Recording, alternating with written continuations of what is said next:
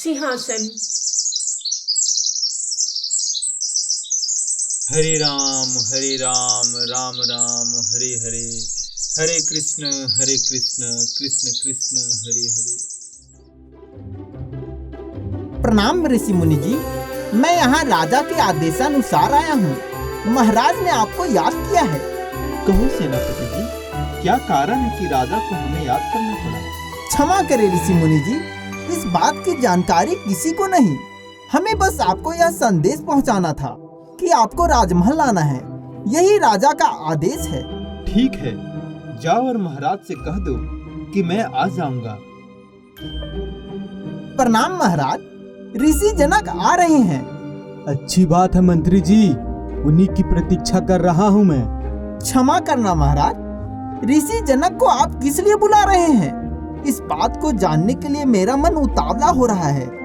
कृपया कर मुझे बताने का प्रयास करें महाराज। मंत्री जी, मैं चाहता हूँ कि मेरे मन में अभी जो कुछ भी चल रहा है वो सब कुछ तुम जान पाओ। बस थोड़ी देर और प्रतीक्षा कर लो, ऋषि जनक के आते ही तुम भी सब कुछ जान लोगे।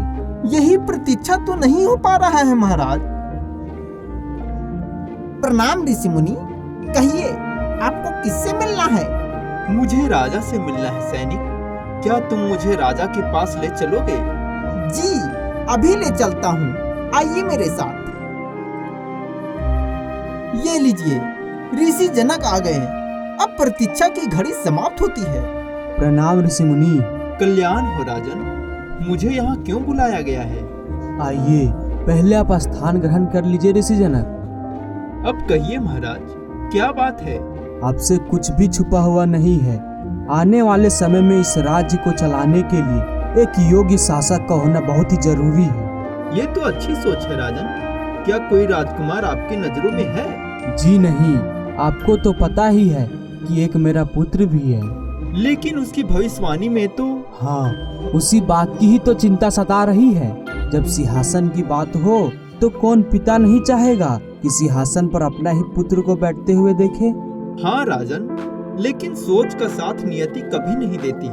करसु का भविष्यवाणी हो चुका है राजन। नहीं गुरुदेव, आप ऐसा मत कहिए। मैं चाहता हूँ कि मेरा पुत्र करसु आपके ही छत्र छाया में पले बढ़े और आपसे ही ज्ञान की प्राप्ति करे। ठीक है राजन, मेरे शरण में आने पर मैं करसु को अवश्य ही शिक्षा दूंगा। किंतु ये सदैव स्मरण रखना, मैं सिंहासन पर बैठाने से पहले एक कठिन परिश्रम लूंगा, जिसमें करसु के साथ और भी मेरे शिष्य होंगे। इस परीक्षा में कोई भी मृत्यु को प्राप्त हो सकता है या नहीं भी। उसके बाद ही मैं किसी को एक सिंहासन योग्य घोषित करूंगा। मुझे इससे कोई एतराज नहीं है। आप यहीं रुकिए, मैं करसु को लेकर आता हूँ। जैसा आप कहे राजन।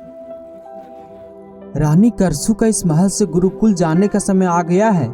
ऋषि जनक खुद आए हैं करसु को लेने के लिए। लेकिन महाराज, आप तो जानते ही हैं कि करसु को भविष्य में संकट आने वाला है। ऋषि मुनि ने स्वयं जिक्र किया था। फिर भी आप कैसे करसु को उन्हीं के साथ भेज सकते हैं? बात को समझो महारानी, हम क्षत्रिय लोग हैं और क्षत्रिय का पहला धर्म होता है युद्ध करना। यदि मैं भविष्य का सोचता रहा तो आने वाले समय में इस राज्य की रक्षा कैसे करेगा? हमें किसी से भी डरना नहीं चाहिए, चाहे वह मृत्यु ही क्यों ना हो। मरना तो है ही एक दिन, फिर कायर की तरह नहीं, वीरता की भांति मरेंगे।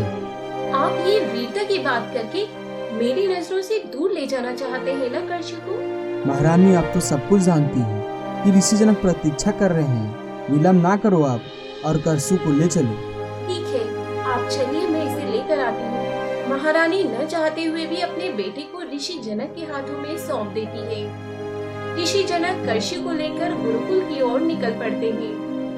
गुरुकुल के नजदीक एक आम का बगीचा रहता है। बगीचे में कुछ लड़के आम पत्थरों से झाड़ रहे होते हैं। ऋषि जनक लड़कों के पास आकर रुक जाते हैं। दरअसल सभी लड़के ऋषि जनक के ही शिष्य रहते हैं। सभी लड़के ऋषि जनक को प्रणाम करते हैं। हम यहाँ क्यों रुके हैं गुरुदेव? करसु, तुम्हें काम करना है। काम? कौन सा काम गुरुदेव? अभी बताता हूँ। बच्चों, ये करसु है, तुम सभी का नया दोस्त। करसु, तुम्हें एक काम करनी है।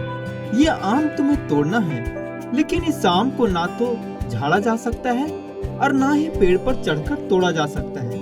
केवल एक ही विकल्प है तुम्हारे पास, इन सभी का साथ ले सकते हो। मैं ये काम अकेले ही कर लूंगा गुरुदेव, मुझे किसी की जरूरत ही नहीं। बहुत देर सोचने के बाद करशु बोलता है। गुरुदेव, बिना चढ़े बिना झाड़े ये आम तो टूट ही नहीं सकता। सोच लो, यही अंतिम मौका है। सोच लिया गुरुदेव, बिना झाड़े ये आम टूट ही नहीं सकता। ऋषि जनक इस तरह सभी शिष्यों को बारी बारी से आम तोड़ने को कहते हैं, लेकिन किसी से भी आम नहीं टूटता है। अंत में एक शिष्य हर्ष बोलता है, गुरुदेव मैं ये आम तोड़ सकता हूँ। अच्छी बात है, चलो फिर तुम मुझे एक आम तोड़कर दिखाओ। जी गुरुदेव। दोस्तों, मुझे तुम सभी की जरूरत है, मेरी मदद करो। मुझे तुम सभी की सहायता से ही ये आम तोड़ पाऊंगा। तुम सब मुझे एक के ऊपर एक उठाना। हर्ष ने जैसा कहा वैसा ही सभी ने किया और फिर एक के ऊपर एक होने से हर्ष आम तक पहुंच जाता है और आम को तोड़ लेता है। बहुत अच्छे, तुमने कर दिखाया। बच्चों, तुम सभी ने यह देखा कि जब तुम सभी ने यह काम अकेले करना चाहा तो तुमसे नहीं हुआ, लेकिन एक साथ होते ही ये काम आसानी से हो गया। इसलिए जहाँ बल का प्रयोग ना हो वहाँ बुद्धि की आवश्यकता होती है, और हर्ष ने यह करके दिखाया।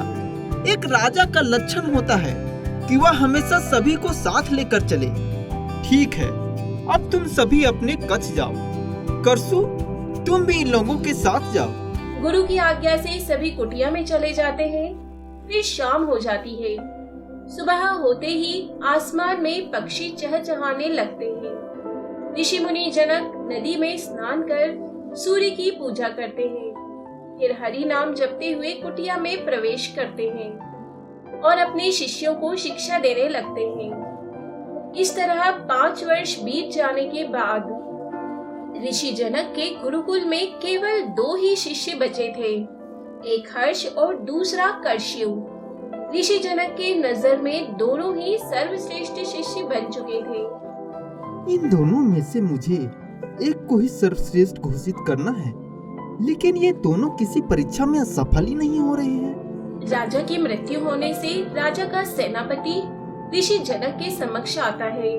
प्रणाम गुरुदेव। कल्याण हो।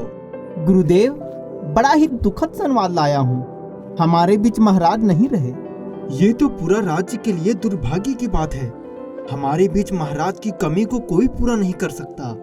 हाँ गुरुदेव, लेकिन अब इस राज्य का सिंहासन खाली है और इस सिंहासन पर योग्य शासक होना बहुत ही जरूरी है, अन्यथा इस राज्य के लिए बहुत ही खतरा हो सकता है। ऐसा कभी नहीं होगा। शीघ्र ही एक योग्य शासक सिंहासन पर विराजमान होगा। मैं अभी राजमहल चलता हूँ। महाराज की कमी को कोई पूरा नहीं कर सकता, लेकिन राजा के आदेशानुसार मैं इस सिंहासन पर एक योग्य शासक को बैठाऊंगा और वो योग्य शासक राजा के पुत्र करसु और मेरे शिष्य हर्ष, इन दोनों में से कोई एक होगा। मैं अभी आप सभी के सामने एक परीक्षा लूंगा। इन दोनों में से जो भी विजयी होगा मैं राजा घोषित कर दूंगा। हर्ष और करशु के समक्ष ऋषि जनक एक परीक्षा लेते हैं। सबसे पहले हर्ष के गले में एक माला पहनाई जाती है जो बिल्कुल गले के नाप की होती है। फिर हर्ष को सभी के सामने सोने को बोला जाता है। हर्ष के सोने के बाद करसु, मेरा अब शर्त सुनो। तुम्हें हर्ष के गले से माला लेकर आना है, लेकिन ध्यान रहे हर्ष माला की वजह से नहीं उठना चाहिए और माला बिल्कुल सुरक्षित रहना चाहिए, अन्यथा तुम हार जाओगे। ऋषि जनक के कहने पर करशु कुछ देर सोचता है, फिर हर्ष के गले से माला निकालने की कोशिश करता है, जिससे माला टूट जाती है। हर्ष का गला माला से दबने के कारण हर्ष उठ जाता है। तुम हार गए हो करसु, अब हर्ष की बारी है। अगर तुम दोनों हार जाओगे तो कोई और राजकुमार का चुनाव किया जाएगा। हर्ष के बाद करशु को माला पहनाकर सभी के सामने सोने को बोला जाता है। करशु जब पूरी गहरी नींद में सो जाता है, फिर ऋषि जनक बोलते हैं, हर्ष, करसु को जो कार्य मिला था वही तुम्हें भी मिलता है। जाओ और करसु के गले से माला लेकर आओ, बिल्कुल सुरक्षित। और ध्यान रहे गले से माला निकालने वक्त करसु को पता न चले अगर वो जग गया तो तुम भी हार जाओगे। अब जाओ और माला लेकर आओ। यह माला तो गले की नाप के बराबर है, जो निकल नहीं सकता। अगर निकालने का प्रयास किया तो ये जाग जाएगा और मैं हार जाऊंगा। बहुत देर सोचने के बाद हर्ष एक तलवार उठाता है और करशु का गला काट देता है। फिर वहाँ से माला उठाकर ऋषि जनक के हाथों में दे देता है। बहुत अच्छे, तुमने कर दिखाया हर्ष। जब किसी भी राजा का सिंहासन खतरे में हो तो राजा का सबसे पहला कर्तव्य होता है सिंहासन के बीच में आने वाला शत्रु को खत्म करना, और मैंने वही किया, क्योंकि एक राज्य में कभी भी दो राजा नहीं रह सकते। हर्ष, तुम इस सिंहासन के योग्य हो, इसलिए मैं तुम्हें इस राज्य का राजा घोषित करता हूँ। और इस तरह हर्ष को राजा बना दिया जाता है।